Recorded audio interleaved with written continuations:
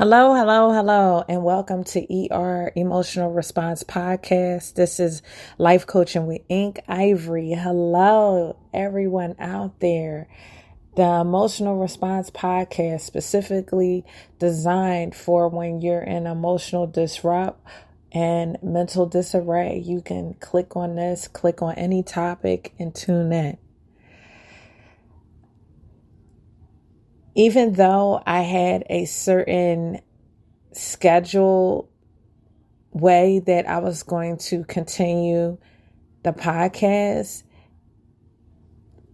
it has changed abruptly, and we're moving forward. And like the old saying is, use what you got till you get what you want, and we're going to continue to move forward. Today we're closing out the topic on new school instead of back to school. We had 2 recordings with Andy, and it was awesome.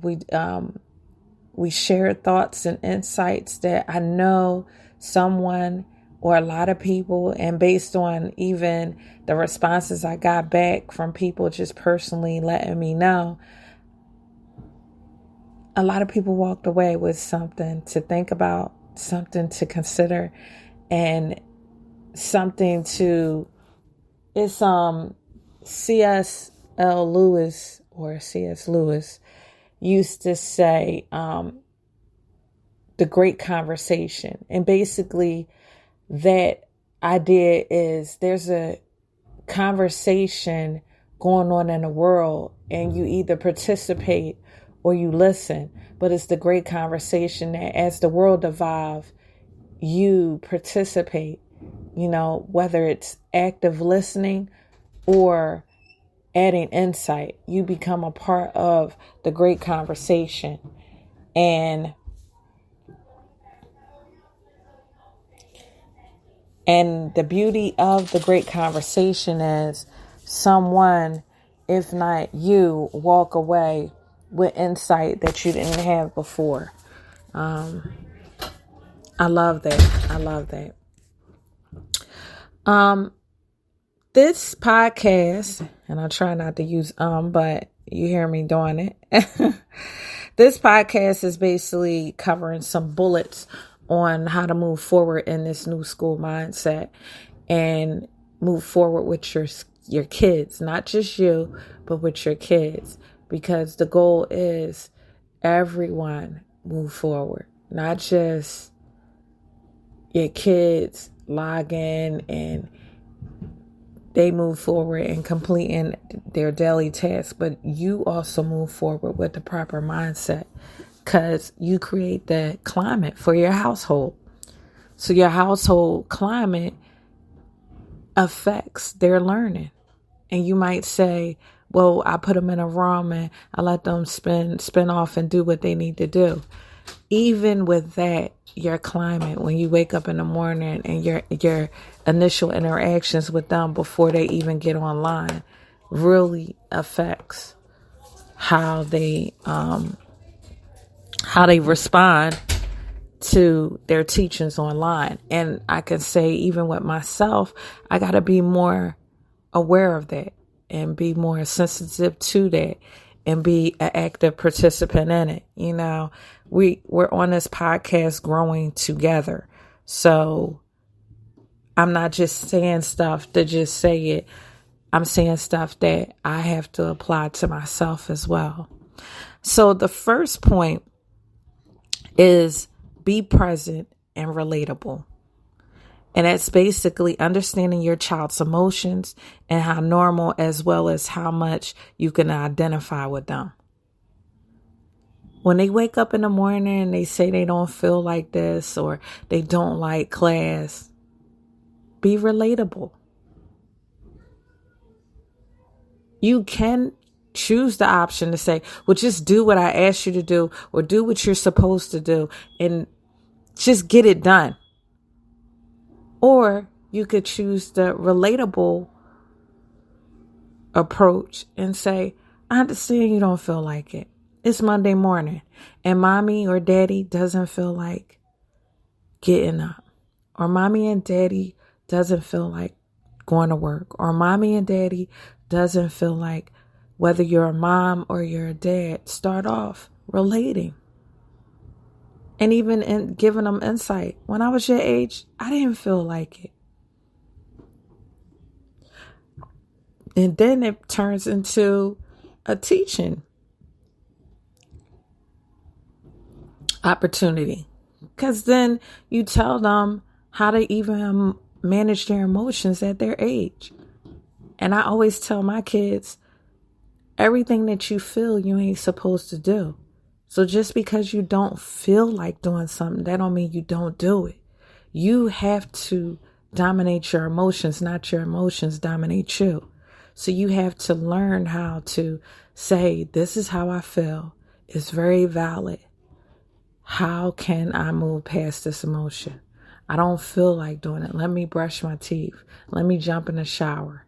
Let me do some stretches. Let me snack on something. Whatever you need to do to make yourself move past that emotional feeling, you do. And you have to share that with them and let them know that they have that option. And that's the option to choose wisely, because that's the option that's going to benefit them in the long run. If they create this habit, mom or dad or uncle or whoever you're a guardian to, if they create this habit of managing their emotions now, boy, how far ahead will they be when they become adults? Because emotional management is 90% of adulthood. Learning how to manage your emotions, knowing when it's time to express yourself, knowing when it's not, knowing when it's time to process, and knowing when it's time to become vulnerable. Manage your emotions. So be relatable to your kid.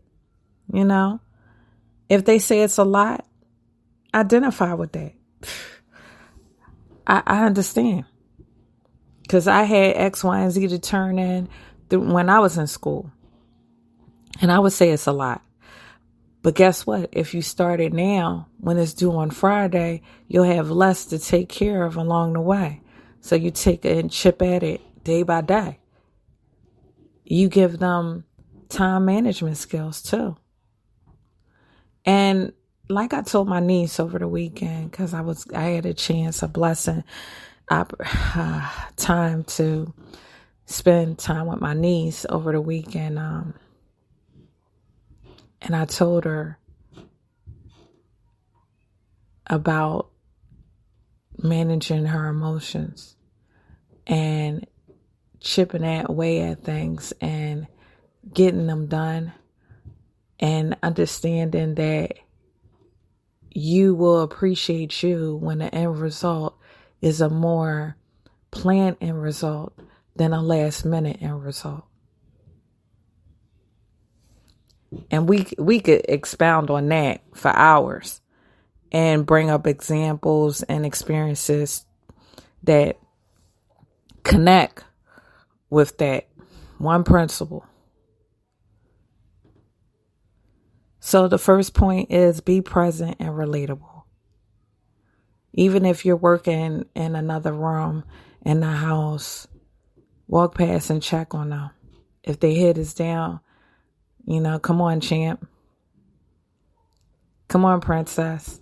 You could do it. Come on. Everybody's watching. Everybody's watching. And you don't want to get them in a habit of whatever they do in private, it's okay to share in public.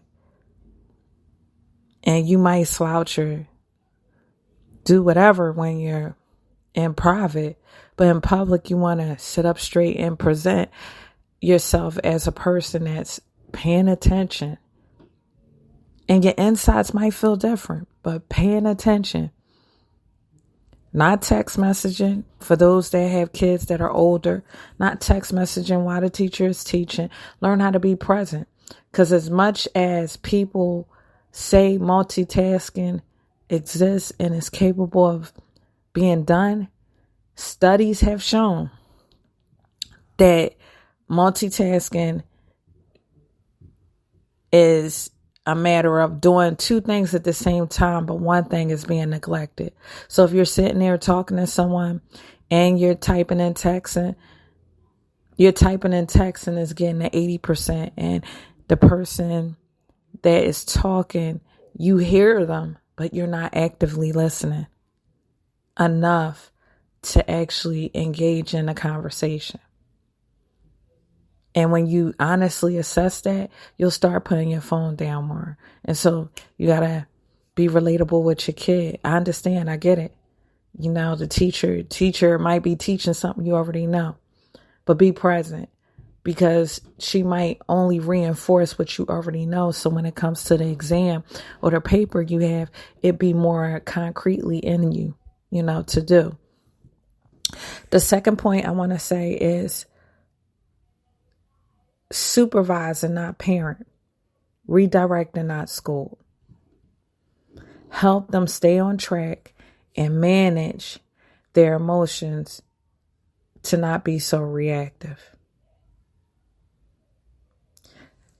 There's a saying, do what I say, not do what I say, not what you see, or I forgot how it goes. But the lesson in it is always telling a kid that do what I say, don't do what you see me doing. And it's such a backward statement that has been to our demise as humans, because at the end of the day, kids will do exactly what they see most of the time. They will see it. They hear you. They hear the right stuff that you want them to do, but they'll see it. So supervise and not be a parent. Supervise, come along, redirect, not be so reactive. And I got to get better in this area. I already know it. Because you get comfortable with the idea that the teaching is going on in your household. And so you haven't switched caps compared to when you're in a school setting. But the thing about it is, you have to switch to a professional cap and say, I'm supervising my kid, coming along them, redirecting them and moving forward. You can't pop them during breaks and expect after that 2-minute break, they not going to come on the screen with their eyes bloodshot red from crying. Yeah, I'm talking about it. Because as much as people say no hit and everything like that, it really still exists.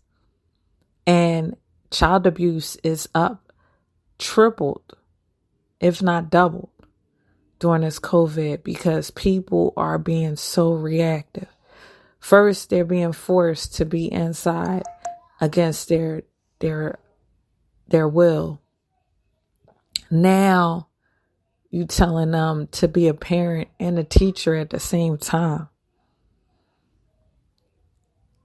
So you have to choose as the parent, the guardian, whoever you're responsible for. You have to choose to compartmentalize your emotions for the moment and just supervise. Literally supervise. And I could say this past week I did better than the week before. So we're moving along. We're adjusting to this new school. We're becoming better. Not just my kid, but me too. Supervise. Make sure they have all their supplies. Not howling and screaming like, where your supplies at and da-da-da. It's coming along. Okay, let's think. Where's your supplies at? Where you put them at? Make sure you have this up before you log into the Zoom and they see you. Supervise.